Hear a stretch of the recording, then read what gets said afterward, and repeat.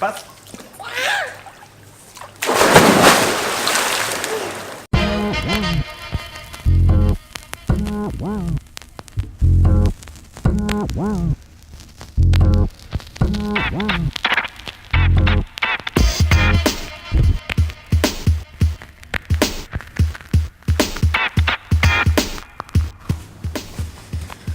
Rart det blåser.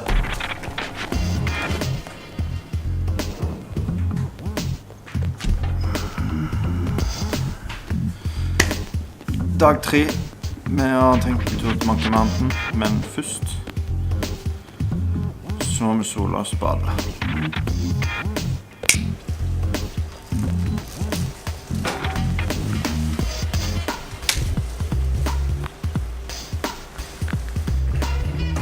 Greia med varmen her er at etter 2 dager så er du avklimatisert. Da er det bare deilig med så varmt. Gå ned og ta en dypp i bassenget.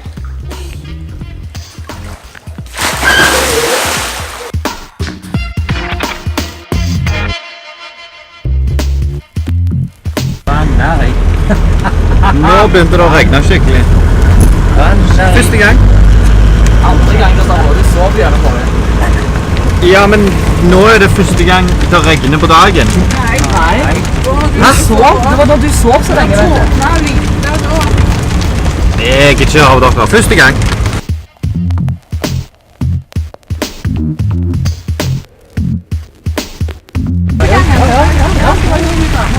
Ja, vi måtte ta en annen oppe da. Så har vi stigningen til Monkey Mountain. Og det har pøsregnet.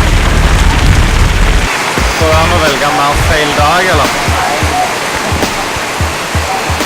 Det er noe da. Skjønner.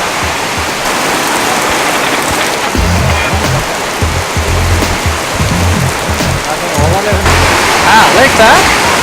Jeg skal aldri klage på regn i Norge igjen. Noen gang. Dette er regn. Regn.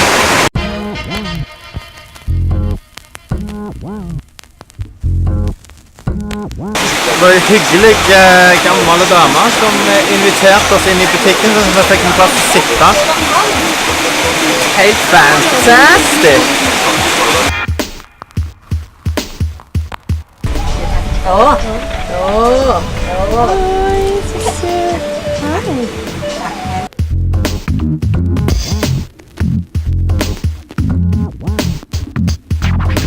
Holde det kameraet ganske godt, den skal ta av til det.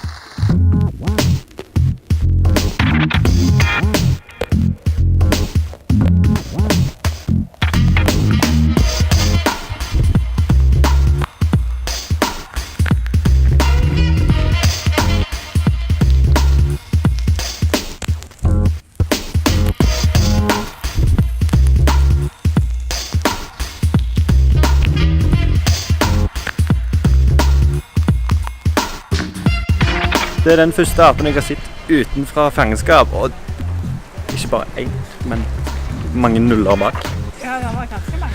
Det var helt vilt mange, altså.